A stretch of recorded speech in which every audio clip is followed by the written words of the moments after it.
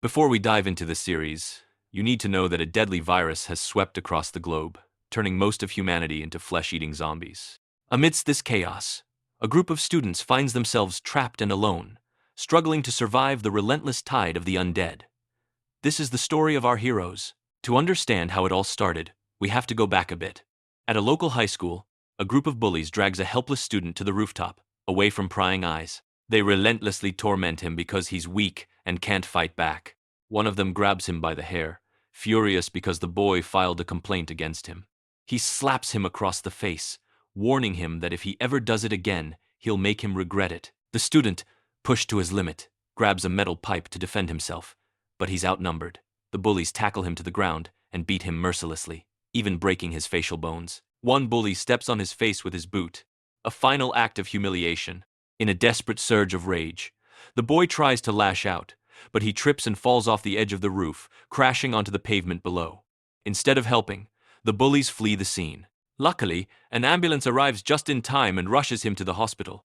When his father arrives to check on him, he overhears the doctor saying his son is in critical condition and no visitors are allowed. However, he sneaks past the doctor and is horrified to see the extent of his son's injuries. Seeing his father, the boy breaks down in tears, apologizing for being a coward and not being able to stand up for himself. Moved by his son's pain, the father comforts him and promises to protect him and get him justice. But suddenly, the boy's appearance begins to distort. He starts making horrific sounds and turns into a zombie right before our eyes. You might ask, how and when did this happen? Well, don't be surprised the father actually intended for this to happen. He apologizes to his son while crying, telling him he loves him, then strikes him on the head with a heavy book, seemingly killing him. He stuffs the body into a bag to bury it far away. On the way, the bag starts moving. The boy is trying to claw his way out. The father realizes his son is still alive in this monstrous form and is shell-shocked. He decides to take him home to try and find a cure. 3 months pass after that day. Life at school seems to go on as usual. No one even noticed the student had disappeared. We see students practicing archery, while others are in music class. During the break, a girl named Jin, who was napping in a lab, wakes up annoyed that her friends left her behind. She looks around and spots a cute little white mouse in a box. Captivated by it, she tries to play with it, but as she reaches out, the mouse bites her finger. The mouse begins thrashing violently against the glass, trying to escape. Terrified by its behavior, Jin tries to leave, but she's intercepted by the science teacher, who happens to be the father of the zombie student. When she tells him the mouse bit her, he doesn't help her. Instead, he drags her back and locks her in the lab against her will. By the end of the day, her friends wonder where she is. They try calling her, but her phone is dead. They head to a restaurant owned by their friend Chung-san's parents. Chung-san's mother welcomes them warmly, serving them their favorite food on the house. As they eat, they talk about the science teacher, noting how much his personality has changed over the last 3 months. They even mention that he smells strange like a rotting corpse. One of them points out that he changed right after his son went missing. They feel sorry for the son, knowing how much he was bullied, and they decide they need to find him. But definitely not today. After finishing their meal, everyone heads home. A girl named Anjo asks to speak with Chung-san. She lets her hair down and asks him, "Do I look pretty?" Chung-san is clearly struck by her beauty and can't take his eyes off her, but he gets shy and avoids answering. Anjo gets annoyed, kicks him in the leg, and snaps, "When are you ever going to man up?" She leaves him there and heads home. The next morning, her father prepares breakfast for her. It's clear how much he adores her. He tells her to eat well, because exams are coming up. He tells her, "I don't care about high grades. I just want you to be happy." Touched by his words, she thanks him and promises to do her best to get into university and make him proud. Suddenly, the doorbell rings. It's Chung-san. Since they are neighbors and childhood friends, he picks her up every day. There's an obvious secret crush vibe between them, but neither has the courage to admit it yet. On their way to school, they play rock, paper, scissors to decide who has to carry both backpacks. Chung-san wins and celebrates, but Anjo pulls the "I'm just a fragile girl" card and makes a run for it. She jumps into the elevator, thinking she escaped, but when the doors open at the bottom, he's standing there waiting. He forces her to take his bag anyway. He spends the whole walk teasing her until they reach school. Because she's slower, he makes it through the gates just as they close, leaving her stuck outside. Anjo is forced to sign the late register, meaning she'll have to stay after school for cleaning duty. Meanwhile, the bullies are at it again. They've kidnapped a couple and taken them to the rooftop to torment them. We learn the girl's name is Jessica. They force her to sit on the ground and demand that her boyfriend take inappropriate photos of her. Terrified, the boy feels he has no choice but to obey. Suddenly, a brave student named Soo-hyuk, Hwang, intervenes. He used to be part of the bully gang but changed his ways out of guilt. He tries to rescue Jessica and her boyfriend, promising to protect them. They start to follow him, but the lead bully threatens Jessica, saying if she leaves, he'll leak the photos and ruin her reputation. Terrified and humiliated, she goes back to the bully. Soo-hyuk feels defeated, realizing there's no hope for them right now, and heads to class. Onjo lights up when she sees Soo-hyuk. It's clear she has a crush on him. She asks him to meet her on the roof after class. As she walks away, nervous and flustered, she trips and falls on the stairs, completely embarrassed that she wiped out right in front of him. Back in class, she gives Chung-san his bag and whispers to her friend, asking for advice on how to confess her feelings to Soo-hyuk. Suddenly, the teacher enters and collects everyone's phones. She asks about Jin, who has been missing since yesterday. The students mention she was last seen napping in the science lab. The teacher goes to question the science teacher, but he claims he has no idea where she is. Just then, the teacher hears a strange noise coming from the lab. When she asks about it, he coldly tells her to get out. When she insists, he snaps, "It's just a mouse I'm experimenting on. Now please, leave." Sure enough, the teacher leaves. The science teacher locks the door and goes to Jin, who is tied up because she's already beginning to turn. He injects her with a sedative to keep her quiet while he records everything on video. We learn the truth. The cute mouse was actually infected with a zombie virus, and its bite has passed the infection to her. Later, in class, the teacher gives a lecture on parasites. He explains that once a parasite takes over a host, it strips them of their mind and will, leaving them driven by nothing but a primal, ravenous hunger. The students, of course, don't buy a word of it. They think he's finally lost his mind after his son's disappearance. Meanwhile, the bully is still tormenting Jessica, writing insults on her back to humiliate her because of the photos. She's in tears, feeling helpless and trapped because of his blackmail. At the same time, Jin manages to break free from her restraints and escapes the lab.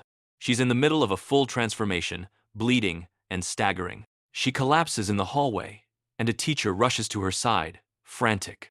When asked where she's been, Jin gasps out that the science teacher kidnapped her and kept her tied up in the lab. The news shocks everyone. Soo-hyuk carries her on his back to the school infirmary. In the clinic, the nurse notices Jin's body temperature is dangerously low and tries to wrap her in blankets. Suddenly, Jin starts making bone-chilling sounds and exhibits superhuman strength, snapping at anyone who comes near. She has fully turned into a zombie. The nurse frantically asks the students to hold her down while she administers another sedative, then calls for an ambulance. Ironically, the first responder to arrive is Anjo's father. While he's there, he checks on his daughter and puts a bandage on her hand from her earlier fall on the stairs. She assures him she's fine, and he leaves to transport Jin. As Anjo walks back to class with Soo-hyuk, he asks her why she wanted to meet him on the roof. She seizes the moment and asks him out on a date. Soo-hyuk is surprised. He always assumed she and Chung-san were a couple. She clarifies that Chung-san is just her neighbor and childhood friend. Right then, Chung-san shows up to check on her, but feeling awkward, she quickly brushes him off and leaves. Soo-hyuk asks Chung-san if he has feelings for her. Chung-san lies through his teeth, saying, "Even if she were the last girl on earth, I'd never like her." But the bitter truth is, he's been in love with her forever.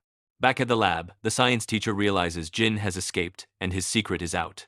He learns she was taken to the hospital and rushes to the principal's office. He tries to warn him that the girl is dangerous and needs to be isolated immediately. The principal scoffs. "Are you crazy? She's a student." The teacher pleads. "Listen to me. She's turning into a monster." The principal doesn't believe him for a second, suspecting the teacher of being a predator, and calls the police to have him arrested. Meanwhile, back at the school, the nurse realizes she was bitten while trying to medicate Jin. The virus spreads rapidly through her veins. She starts bleeding from every orifice and turns into a zombie. By chance, a bully and his friend pass by and see her collapsed on the floor. Instead of helping, they start filming her to post the video online. Sensing them, the zombified nurse lunges at the friend, biting him savagely in the neck. The bully flees in terror, unable to comprehend what he just saw. The bitten friend, now infected, stumbles into a classroom and begins attacking everyone in sight, turning them into zombies one by one. Panic erupts, as the students realize the nightmare has begun and scramble to escape for their lives. The infection is spreading like wildfire. At the same time, Jessica, shattered by the blackmail, loses all hope of anyone helping her. She climbs to the rooftop, ready to end it all. However, her boyfriend finds her just in time. He apologizes for failing to protect her, breaks down in tears, and promises to stand by her and force the bully to delete the photos. Moved by his words, Jessica hesitates, not wanting to be a burden to him. But just as she's preparing to take the leap, she sees the infected students sprinting frantically below. The sheer terror of the sight makes her change her mind. Total chaos breaks out everywhere as the number of zombies multiplies, and they begin swarming the rest of the student body. Meanwhile, Onjo is in the cafeteria, completely oblivious to the nightmare unfolding outside. She's living a normal moment, talking to Chung-san. She tells him, "Look, I actually have a crush on Soo-hyuk, and I really need you to help me get with him." Chung-san is stunned. He's loved her for years but never had the guts to say it. He just stares at her, feeling her slip through his fingers. Suddenly, the zombified students burst into the cafeteria, lunging at anyone in their path. Terrified, Onjo trips and falls. A zombie closes in, inches away from biting her, but Chung-san saves her just in the nick of time. He grabs her, and they bolt, eventually cornering themselves on top of a table. They quickly realize that no one is coming to save them. They have to face the cold reality that their only way out is through the window. They decide to make a break for it before it's too late. In the midst of this, the principal finds out that a student called the police to report a zombie outbreak at the school. Instead of checking on the student's safety, he calls an urgent faculty meeting. He's furious, shouting at the teachers. "What is this nonsense? I told you to collect all the phones. Our school's reputation is the only thing that matters here." He demands to know who's in charge of that class, and a teacher steps forward. He tells her, "Fine, you're responsible. Find out who called the police so we can punish them." She's forced to obey, but as she steps out of the office, she sees a student pinning another down, trying to tear into his neck. She calls out, "Stop right there, honey," stepping closer cautiously. But as she gets a better look, she's horrified this isn't a human anymore. It's a zombie. She finally realizes the students weren't lying, and she turns to run for her life. Back to our heroes. They manage to escape the cafeteria, only to find themselves surrounded by a massive horde of zombies blocking every path. Suddenly, a large truck comes barreling and its driver has already turned into a zombie. He crashes, spilling a load of lumber across the ground. Chung-san seizes the opportunity, grabs Onjo, and they climb onto the truck. He hoists her onto his back so she can reach the second-floor window. They scramble inside, thinking they've finally reached safety, zombies below us above. But to their horror, they find even more zombies waiting for them on the second floor. They swarm Chung-san, pinning him down. Luckily, Onjo finds a fire extinguisher and blasts it at the zombies, blinding them with the spray. She grabs Chung-san, and they bolt, eventually making it to their classroom where they find their classmates hiding. Onjo reunites with her best friend in a tearful hug. Moments later, Soo-hyuk climbs in through the window with the class president, and the group decides to stick together to figure out their next move. Meanwhile, the police take the science teacher to the station for interrogation, convinced he's a lunatic who murdered his own son. The teacher decides to confess everything. We learn that he conducted experiments on a mouse, extracting a substance the animal produces when it's in extreme danger to defend itself against cats. He explains, "My son was a victim of relentless bullying. He never stood up for himself. I thought if I injected him with this substance, he would finally find the strength to fight back when threatened. But unfortunately, the experiment spiraled out of control. His son turned into a zombie, and when he took him home to try and cure him, the boy bit his mother, turning her too. The teacher was forced to eliminate both of them." Naturally, the detective doesn't believe a word of this sci-fi story and throws him in a cell. At the same time, the ambulance carrying Jin reaches the hospital. As they take her in for an x-ray, she goes berserk, lunging at the nurses and doctors. She shows no mercy, and with every bite, the virus claims new victims, turning the hospital into a slaughterhouse. Back at the school, the students are desperate for a way out. They happen to find a phone in a backpack, but it's locked with facial recognition. Chung-san realizes the owner of the phone has already turned. He sees her zombified self lingering right outside the classroom door. He gets a risky idea. He holds the phone up through the door's glass, and it unlocks using her face. He immediately calls the police, screaming that there's a zombie outbreak at the school. But the operator doesn't take him seriously. He pleads, "Believe me! Come to this address! Everything is being destroyed!" But they just hang up on him, thinking it's a sick prank. Shortly after, the police station is flooded with emergency calls from all over the city, and they finally realize the nightmare is real. Back at school, our heroes feel a wave of despair, thinking help might never arrive. Anjo gets a clever idea and calls the fire department instead, reporting a massive fire at the school. She figures they would never ignore a fire report, and she's right, they believe her immediately. They tell her to stay in a safe spot as they activate the alarms and dispatch trucks with ladders to rescue them. Inside the classroom, a bossy girl starts losing her patience. She demands that the class president go out and check if the coast is clear. The president snaps back. "You've never once respected me as class president or listened to anything I've said, and now you want me to go out there just because I'm the leader? You're delusional." A heated argument breaks out between them. Suddenly, a math teacher bursts into the room. He checks if they're okay and decides to hide with them. He tries to act like he's in control, suggesting they barricade the door with chairs. But Anjo's sharp eyes catch something terrifying. He's bleeding from his arm. She realizes he's been bitten and is about to turn.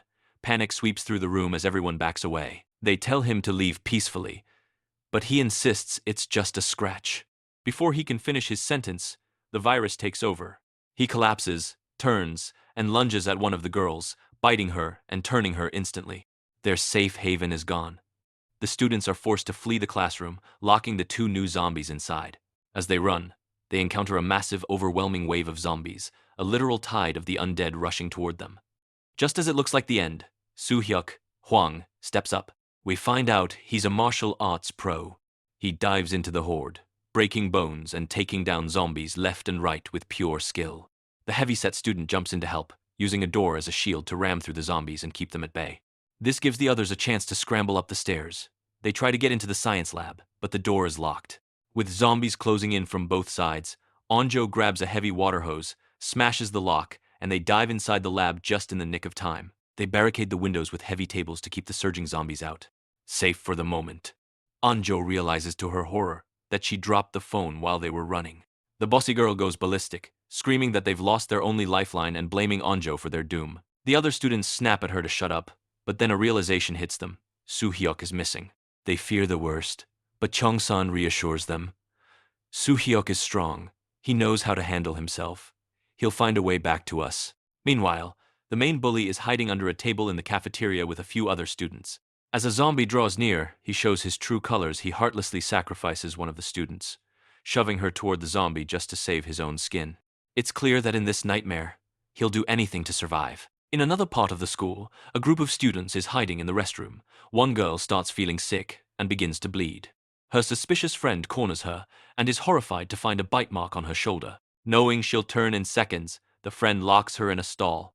The infected girl, losing her humanity, vows to kill her friend once she turns. As the virus takes hold, she gains superhuman strength, smashes through the stall door, and lunges. Just as it looks like the end for the friend, an archer from the school team arrives in the nick of time, putting an arrow through the zombie's head and ending it. Then, the class teacher makes it to the broadcasting room. Her voice crackles over the school speakers as she pleads with the students to cooperate and stay strong. Breaking down in tears, she apologizes for not being able to do more, telling them they are grown up now and must defend themselves until the police arrive. Hearing her voice, the students weep, but resolve to stick together to stay alive. Back in the lab, Onjo reaches out to hold her best friend's hand to comfort her, but she's startled by how cold it is. She notices the bleeding and realizes her friend was bitten on the leg while they were running. The virus spreads rapidly. The other students, terrified, tell her she has to leave, but Onjo refuses to let go, pulling her into a hug. Suddenly, the friend collapses and turns into a zombie. As she lunges to bite Onjo, Chung-san rushes in and shoves her out the window. Onjo, desperate, clings to her friend's hand, sobbing as memories of their happy moments flash before her eyes. Her grip slips, and she watches her best friend fall. Devastated, Onjo collapses on the floor in a heap of tears. Chung-san tries to comfort her, but he realizes the zombies are about to break in. They're out of time. He tells the group they have to evacuate the lab immediately and suggests heading to the broadcasting room directly below them. To do this, Chung-san grabs a water hose to use as a rope. The zombies try to pull it away, but he uses a mannequin arm from a cabinet to hook the hose and pull it back in. He throws the hose out the window, and one by one, the students rappel down. The teacher sees them and pulls them through the window into the broadcasting room. Only our main leads are left. Onjo is still in shock, but Chung-san encourages her, reminding her that her father is waiting for her to come home. Moved by his words, she makes the descent. Chung-san holds the line for her, but by the time it's his turn, the zombies burst in. He's forced to leap out the window, catching the hose at the very last second, a total action hero move. But a zombie grabs onto his leg, trying to pull him down and bite him. He struggles to shake her off, but she's too strong. Luckily, Su-hyuk, Huang, is perched on a nearby ledge. He leaps down, kicks the zombie off Chung-san in the nick of time, and they both scramble into the broadcasting room. The students cheer, relieved to be alive for one more hour. The teacher tells everyone to stay close as they turn on a computer to check the news. They are horrified to see that the virus has overrun the city. The number of zombies is staggering. Suddenly, a window shatters, and a zombie tries to claw its way in. Panicking, Chung-san beats it with a stick, but the creature is relentless and doesn't feel a thing. To save them, his friend Gyung-soo grabs the computer and hurls it at the zombie, successfully knocking it out the window but smashing the computer in the process. The wealthy, bossy girl, Na-yeon, notices Gyung-soo's nose is bleeding and immediately screams that he's been bitten. She demands they kick him out. Gyung-soo tries to defend himself, insisting it's just a minor scratch from the struggle. Even the teacher confirms he looks fine, but Na-yeon refuses to believe it. She suggests isolating him in a separate room for 30 minutes to see if he turns. Feeling humiliated and hurt by their suspicion, Gyung-soo agrees and locks himself away to wait. Meanwhile, the head bully, Guinam, is still hiding in the cafeteria kitchen. As zombies begin to swarm the area, he shows his cold-blooded nature again, sacrificing anyone in his path to stay alive. He even shoves the kitchen staff toward the undead and hides in their place. Armed with a knife, he begins brutally fighting off the zombified workers. Elsewhere, Chung-san's mother sees the terrifying news on TV. Seeing the world falling apart and students turning into monsters, she panics and tries to call her son, but there's no answer. Unable to just sit there, she jumps on her moped and races toward the school to save him. When she arrives, the police have cordoned off the area and refuse to let her in. Determined, she looks for another way. She sees a student fleeing with a baby and tries to follow, but she trips and falls. The noise alerts a group of zombies, who immediately begin to chase her. Terrified, she's forced to abandon her moped and run for her life on foot. Back at the school, an hour has passed, and Gyung-soo is still his normal self. Chung-san goes in to check on him, relieved to see his best friend is okay. He tells him to come out, but Gyung-soo is deeply hurt that the group doubted him and refuses to leave. The teacher steps in and comforts him, confirming to everyone that he isn't infected. The students feel a wave of guilt and demand that Na-yeon apologize to him personally, since she was the one who accused him. She reluctantly agrees. But it's a trap. She approaches him and pretends to apologize while holding his hand, but under her breath, she whispers insults, calling him a welfare case, beggar, because he's at the school on a scholarship. Then, she carries out a devilish plan. She wipes zombie blood from a handkerchief onto his scratch to intentionally infect him. Moments later, Gyung-soo's appearance begins to change. His nose starts bleeding, and the students watch in horror as he begins to turn. Gyung-soo starts crying, telling them they are his friends, and he would never hurt them. He tries to leave on his own, but the virus takes over completely. He collapses and turns into a zombie, lunging at the group. Heartbroken and forced to act, Chung-san stands by the window and calls out to his best friend. As the zombified Gyung-soo rushes him, Chung-san shoves him out the window. His heart shatters as he watches his best friend fall, sobbing uncontrollably. In this world, survival has a cruel price. In another corner of the chaos, we see a student who was pregnant and has just given birth. While trying to flee with her newborn, she is bitten by a zombie. Knowing she will turn at any moment, she makes a desperate choice.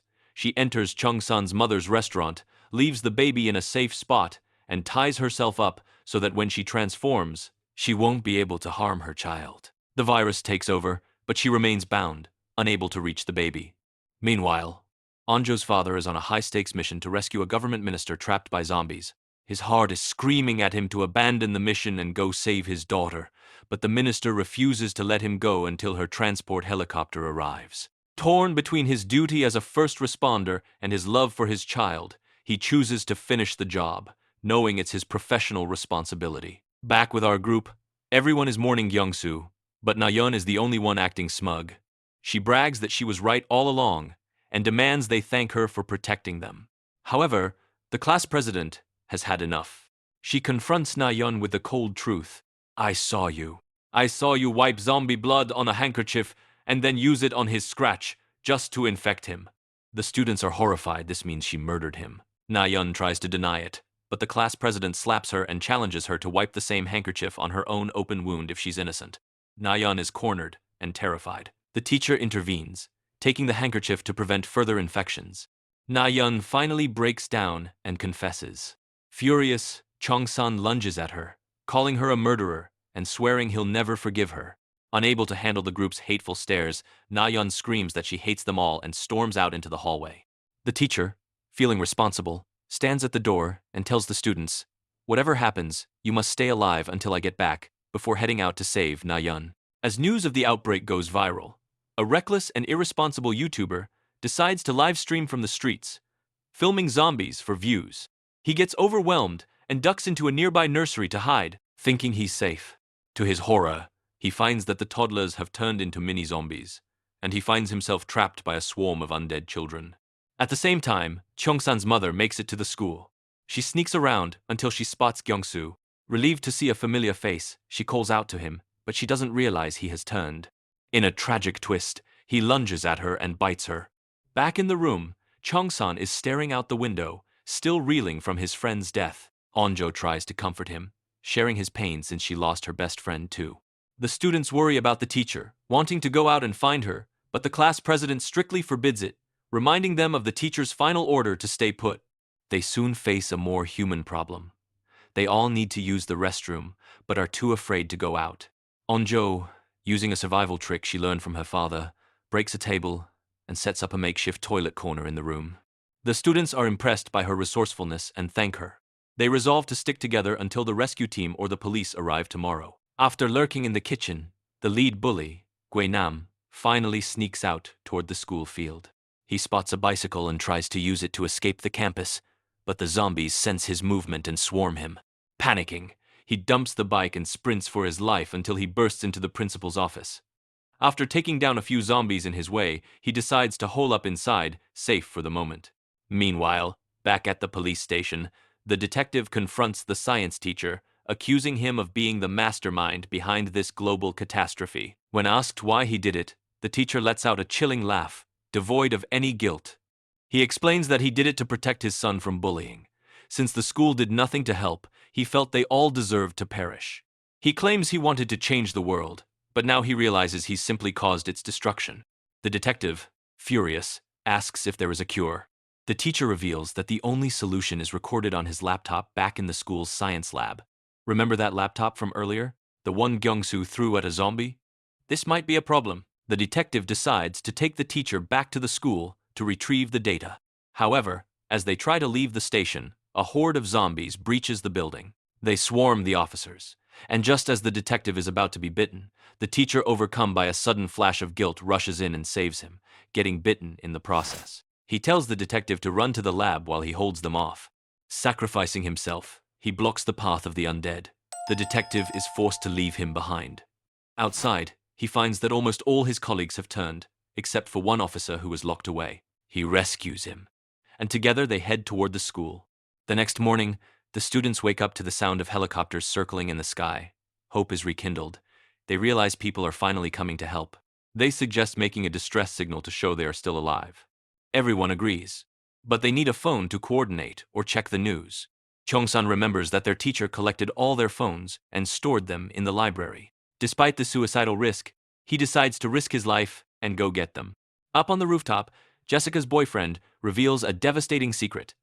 The bully had set her private photos to auto-post at a specific time. Jessica is stunned and blames him for keeping this from her, but he tearfully apologizes, explaining he planned to pay the bully off to stop the upload.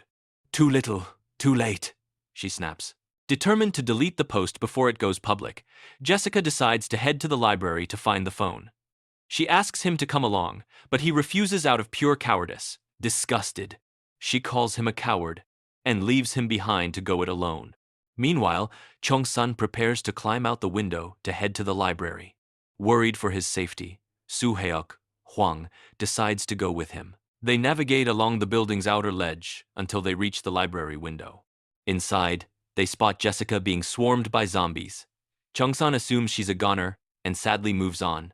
But here's the twist. After being bitten, Jessica doesn't fully turn. She becomes a half-zombie, half-human, half-undead.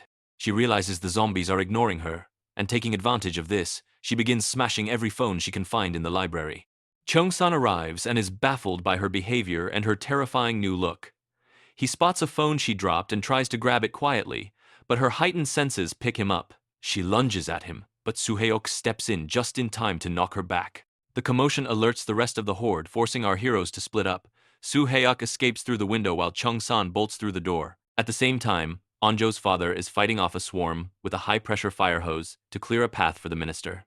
They make it to the roof, just as the rescue helicopter arrives. Having fulfilled his professional duty, he refuses to leave with them, deciding it's finally time to fulfill his duty as a father and save his daughter. Back at the school, the lead bully, Guinam, is still in the principal's office. The principal tries to cut a deal, giving Guinam his car keys.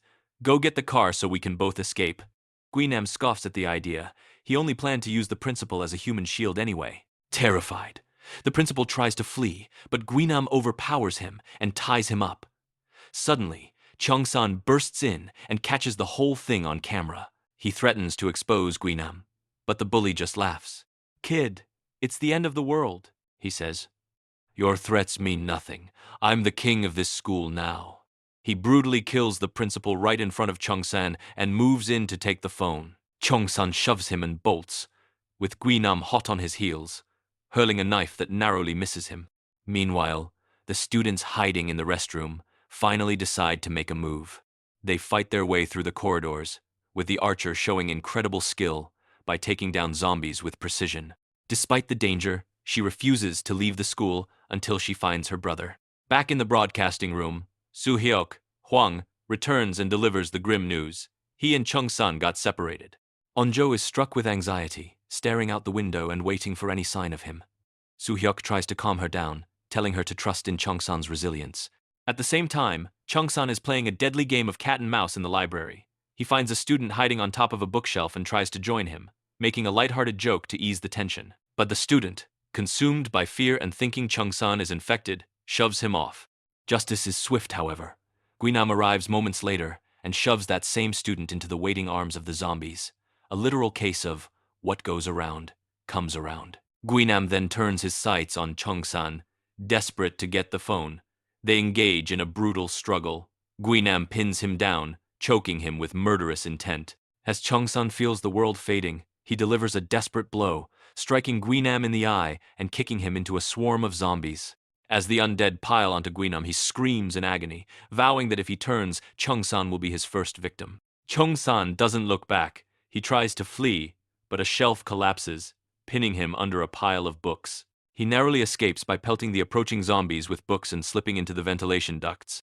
He reaches the pipes, but his heart sinks. The signal is dead. The military has cut off the internet and cellular service to prevent the spread of misinformation and panic. All his efforts to call for help seem to have been in vain. Back in the room, Onjo is restless. She refuses to believe Chung-san is gone. She remembers a drone they had in the science lab and tells the group that if they can retrieve it, they can scout the school and find him. The idea is perfect, but the lab is a death trap. Showing incredible growth and bravery, Onjo volunteers to go herself. The nerd of the class decides to join her, since he's the one who built the drone and knows how to operate it. Soo-hyuk tries to stop her, wanting to take the risk himself, but she stands firm. "You've risked your life enough for us. It's my turn now." With that, she and the tech-savvy student climb out the window and scale the rope back up to the lab.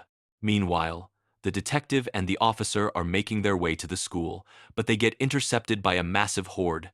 They run for cover and duck into Chung-san's mother's restaurant. There, they find the student who had tied herself up. She has fully transformed. They hear a baby crying and realize she sacrificed her own life to keep her child safe. Moved by her tragic bravery, the detective decides right then and there to take the baby and protect her as if she were his own. Back at the school, Chung-san is stuck in the ventilation ducts. Hearing the zombies snarling just outside, he begins to lose hope, almost ready to let them end it. But then, memories of Anjo flash through his mind. He realizes he can't leave her alone in this nightmare. He has to survive to protect her. He gathers his courage, fueled by the resolve to finally confess his love to her. He climbs through the shafts and eventually drops into the art room. Finding it empty, he barricades himself inside. At the same time, Onjo and the nerd successfully reach the science lab. They grab the drone and race back to their friends. The tech-savvy student manages to get it airborne and flies it through the hallways to scout for survivors. The sight is grim everywhere they look. Students have turned. But they don't give up until they spot Chongsan hiding in the art room, overjoyed that he's alive. Onjo instinctively hugs Soo-hyuk in relief. Realizing the drone's battery is running low, they decide to fly it outside the school to check the city. The chaos is everywhere! One student suddenly screams as she recognizes her father's car in a wreck. She begs the nerd to fly closer, only to be met with the devastating sight of her family all turned into zombies. She collapses in tears, knowing she'll never see them again. To make matters worse, a zombie spots the drone, swipes at it, and smashes it to pieces. Despair settles over the group. They realize they are truly on their own. Meanwhile, Onjo's father and the minister land at a secure military camp. The father immediately demands to head to the school for his daughter, but the guards restrain him. Fearing he might be carrying the virus, they lock him in a quarantine room for observation. Back in the school library, the lead bully, Nam, wakes up. He's shocked to find himself alive and not mindless. Just like Jessica, he has become a Hambi, a half-human, half-zombie. He realizes the undead are no longer attacking him. They treat him as one of their own. Standing before a mirror, he revels in his new special status. Smirking with newfound confidence, he walks through the hordes, fueled by a single, dark obsession, finding Chongsan and making him pay. The girl who witnessed her parents' death reaches her breaking point. She stands by the window, ready to end it all, but her friends pull her back just in time. She collapses, sobbing that she has nothing left to live for. Onjo tries to comfort her, saying, "My father is on a dangerous mission too. He might be gone for all I know. But does that mean I should give up?" She begs her to hold on and fight to make it out alive. Suddenly, the class president, Namra, accidentally triggers the PA system, and an idea strikes her.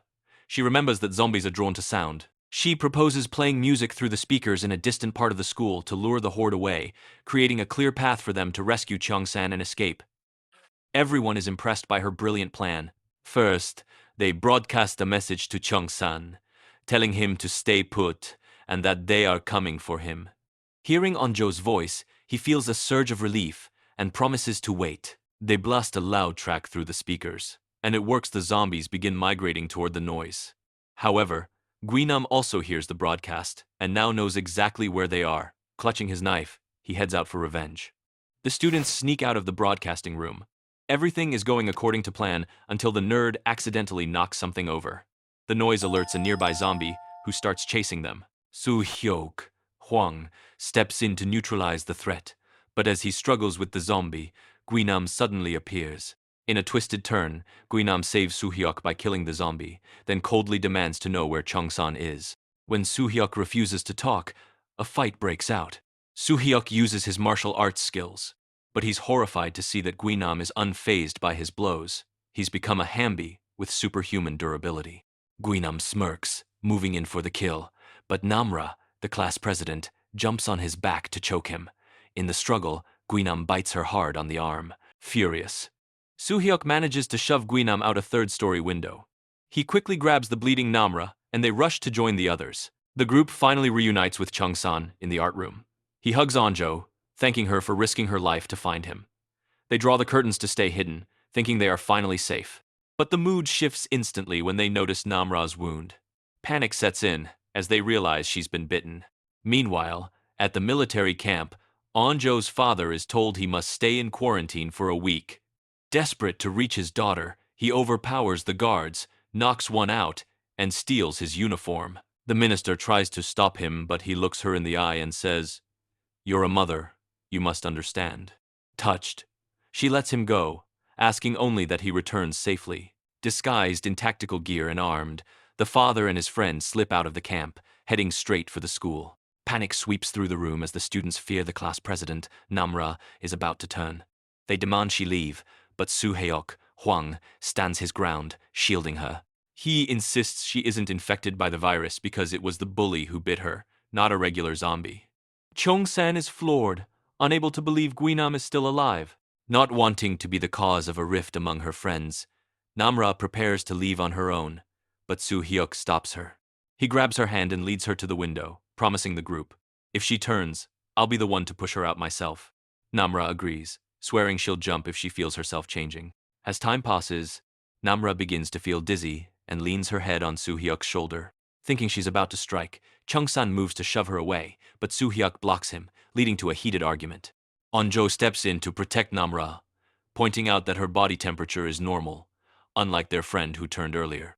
She realizes Namra has become a hembi.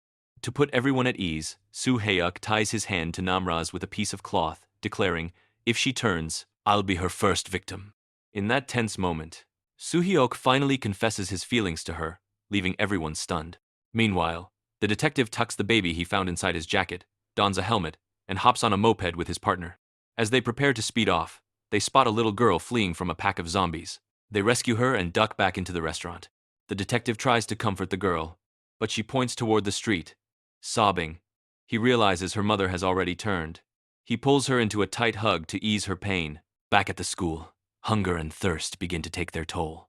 Nayeon, still hiding in the storage room surrounded by snacks and juice, considers opening the door for them. But then, she overhears them calling her evil and selfish, which makes her fly into a rage and decide to keep the door locked.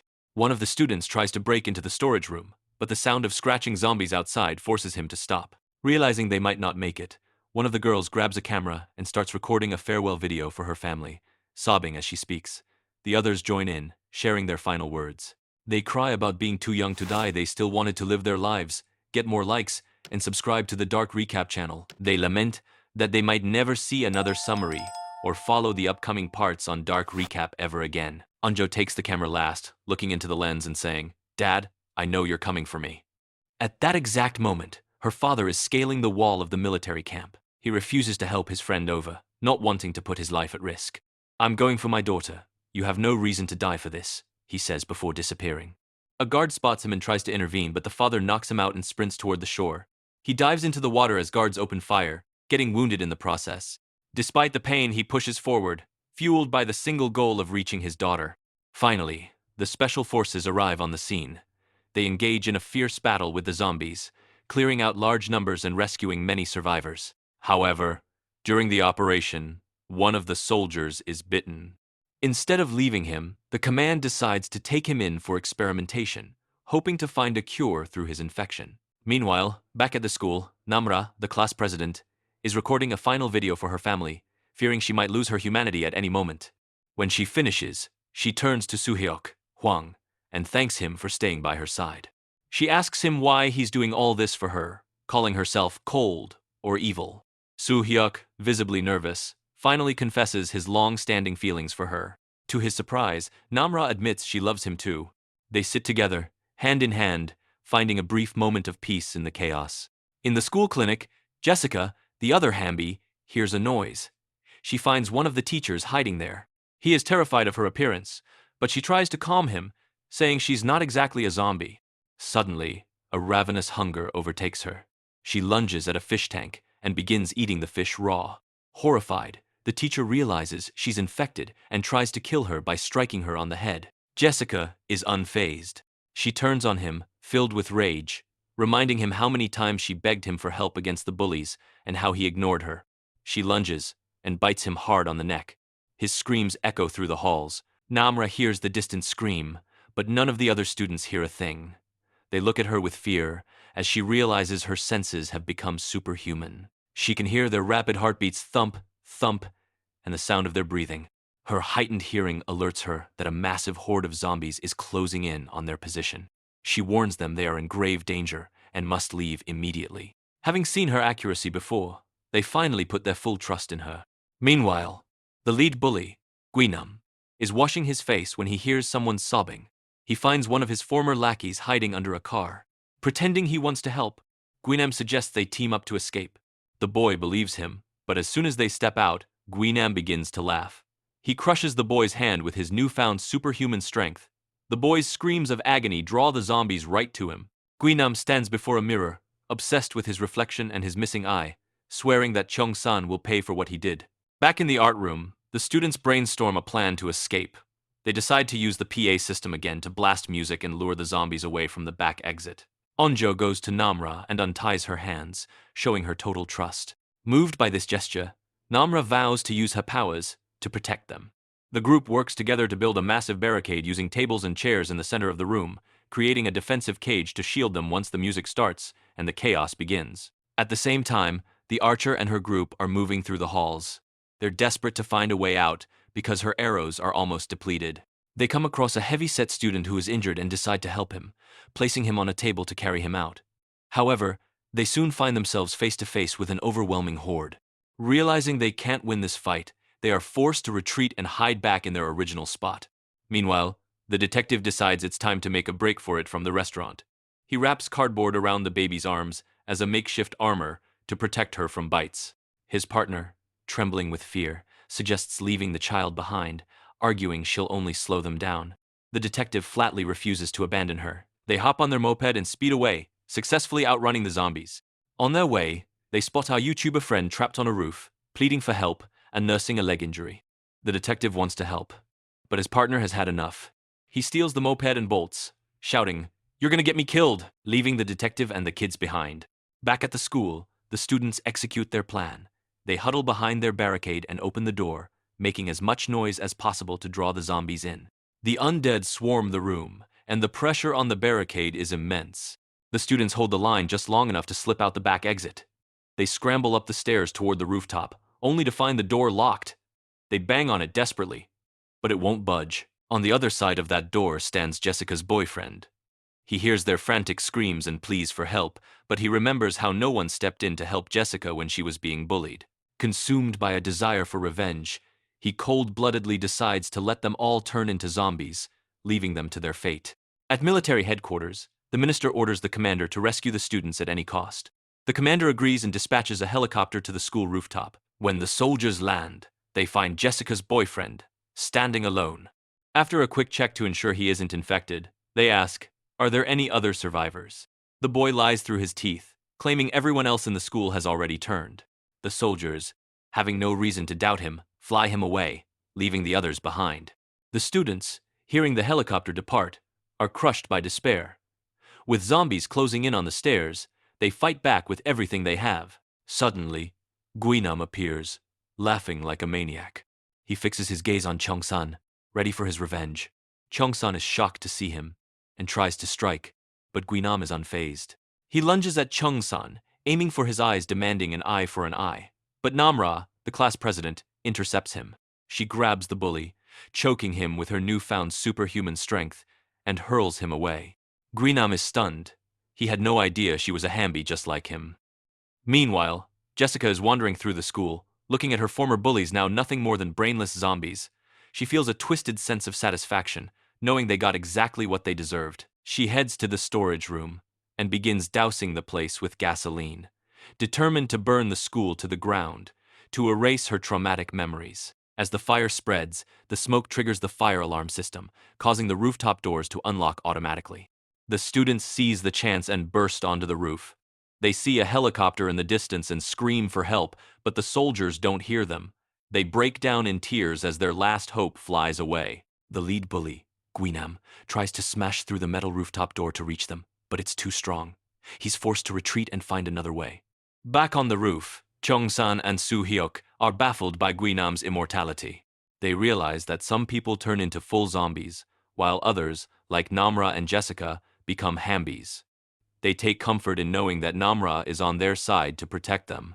They decide to create a massive distress signal, working together to arrange chairs and tables on the roof into a giant SOS visible from the sky. In the city, the detective rescues the YouTuber from the roof and bandages his leg. He gives him a piece of his mind for risking his life for views, but the YouTuber just begs for safety. The detective agrees and tries to distract the zombies by throwing objects, but suddenly his partner pulls up in a large bus. It turns out he didn't abandon them.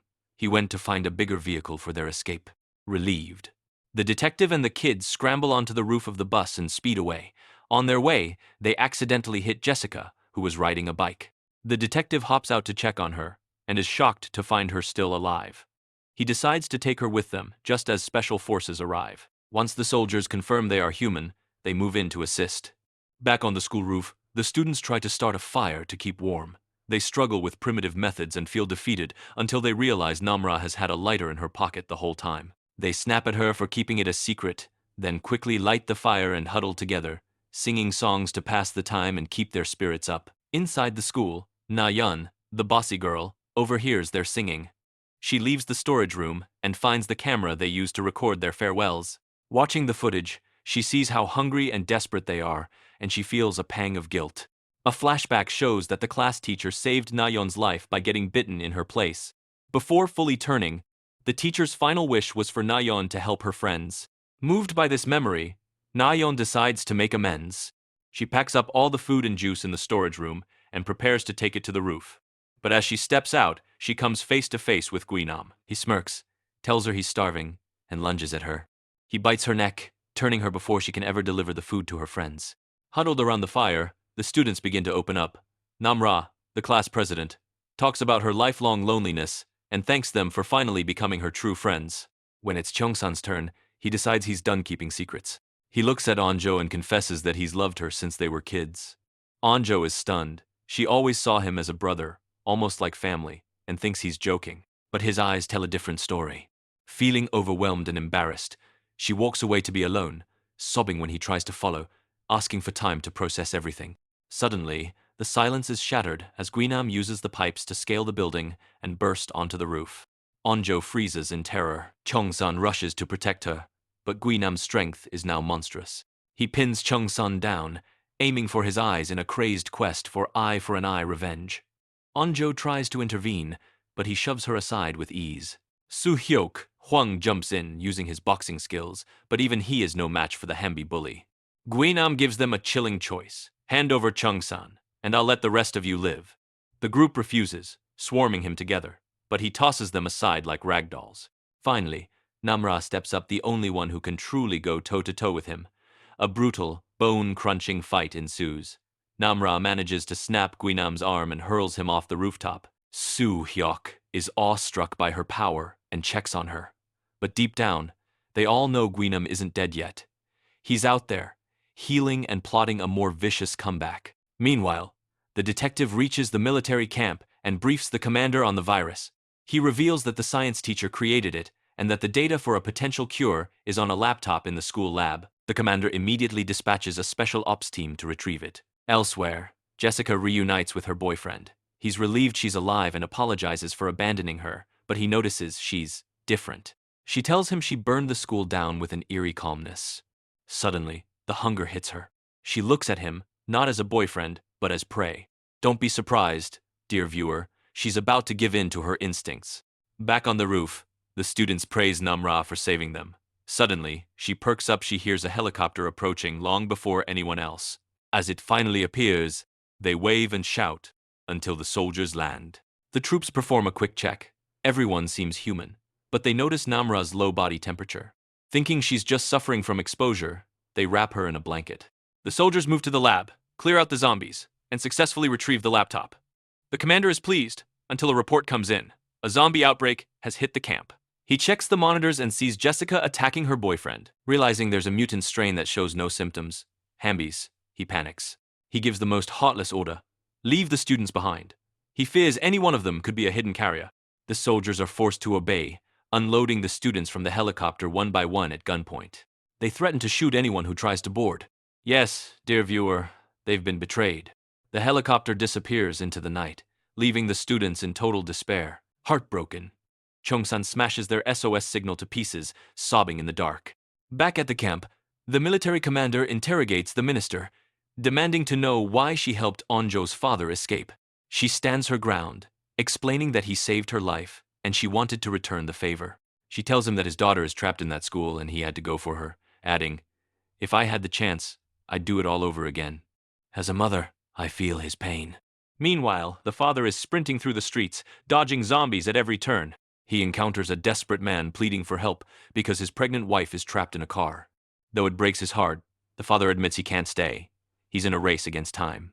He hands the man a weapon, food, and water, urging him to hold on until the military arrives before rushing off. A violent thunderstorm suddenly breaks out. Instead of being afraid, the students are overjoyed. They are so parched and desperate that they stand in the rain, drinking the water and sobbing at the sheer misery of their situation. However, Namra, the class president, begins to writhe in pain. Her heightened senses make the thunder sound like explosions. They realize the zombies are also disoriented by the storm and decide to seize this chance to flee the school. They descend from the roof, holding hands in a human chain, and manage to slip past the zombies unnoticed. When they reach the school courtyard, Chung-san freezes. He spots his mother among the undead.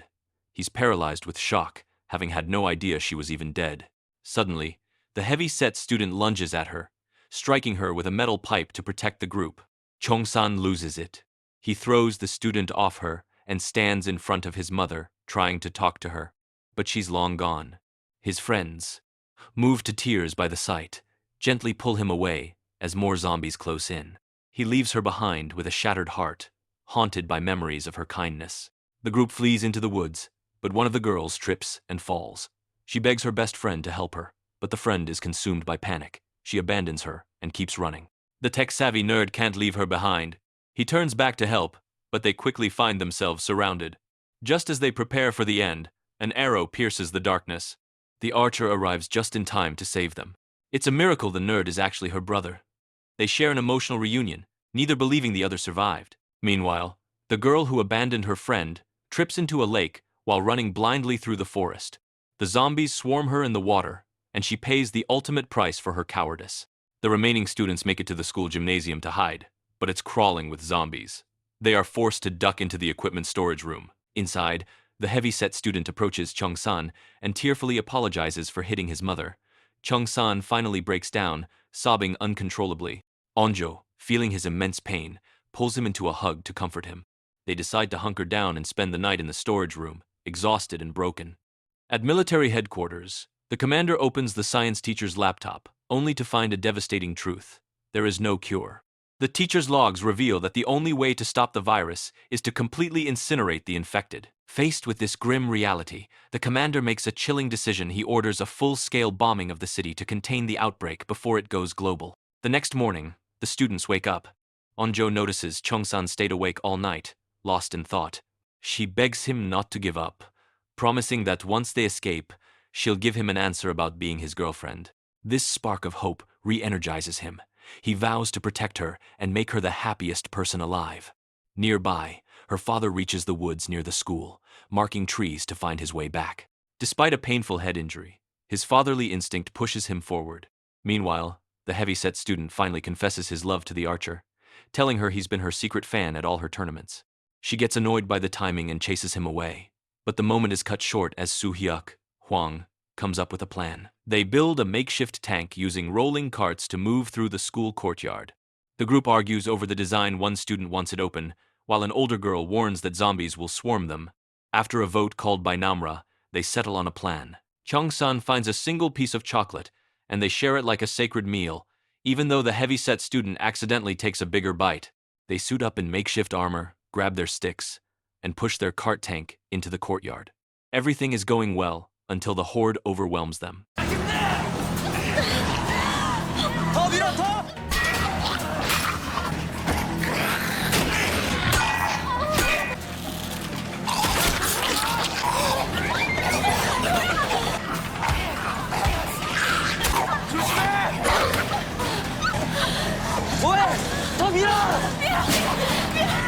The student who thought of the plan gets bitten.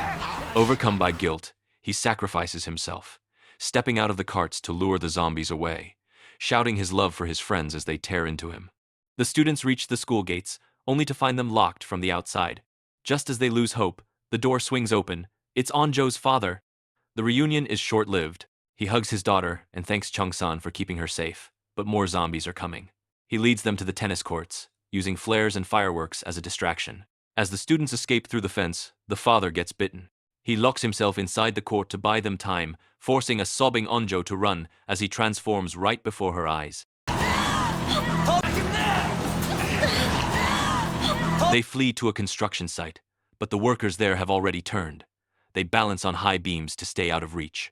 Onjo is paralyzed with grief, but Chung-san holds her, muffling her cries so the undead won't hear them. Meanwhile, Guinam is still hunting. He finds an archer student, kills him, and continues his search for Chung-san. Namra suddenly feels the hunger taking over. She almost attacks Suheok but bites her own hand to stop herself. Suheok, ever loyal, tells her he doesn't care if she bites him. He blindfolds her so the others won't be scared. Suddenly, Namra's heightened hearing picks up the sound of missiles. The military is about to strike!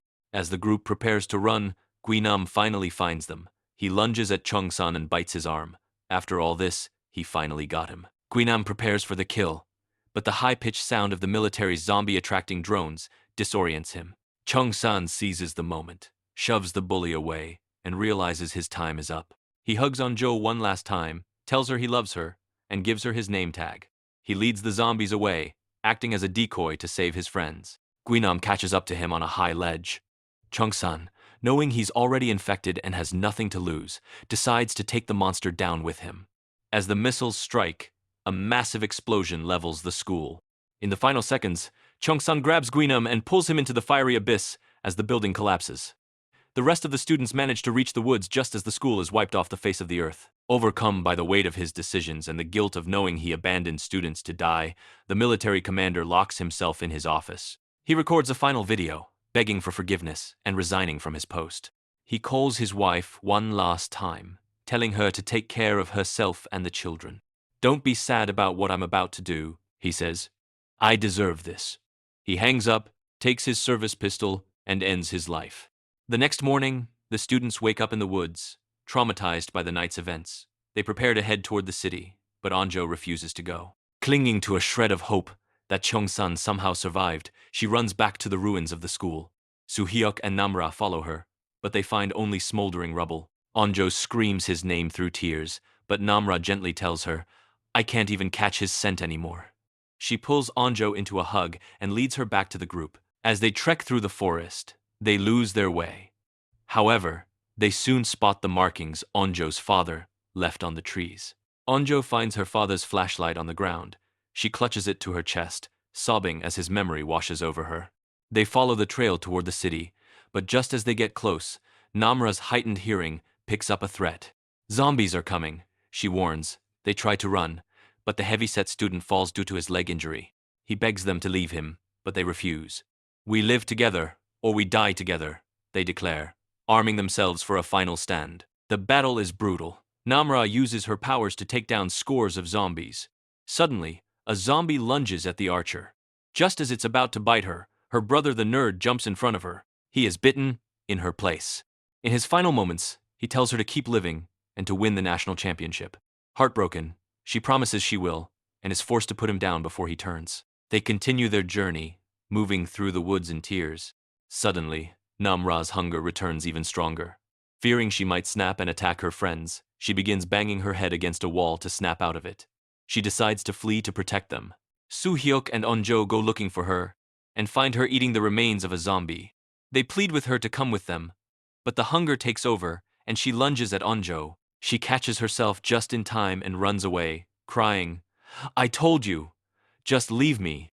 Eventually, the survivors reach the edge of the city and are rescued by the military. They are taken to a quarantine camp where they are interrogated about the science teacher. But the students, bitter and hurt by the betrayal, refuse to say a word.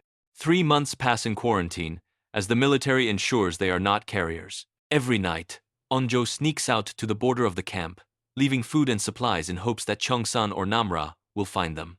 One night, Suhyuk catches her, but he's not alone. The rest of the survivors are waiting. We started this together, and we finish it together, they say. They notice a fire burning on the rooftop of their destroyed school and decide to investigate. When they reach the ruins, they find Namra waiting for them. They are overjoyed she's alive, and beg her to return to the camp with them. She refuses, telling them she is a half-zombie now and has a new mission to look after others like her. Suddenly, she hears something in the distance. They're here, she says, before leaping off the ledge to go and fight. The group watches her in awe, realizing she has become stronger than ever. It gives them hope if she survived, maybe Chung-san is out there too. What will happen in Season 2? We'll have to wait and see. Don't forget to like, subscribe, and hit the notification bell so you don't miss the next part. Bye-bye.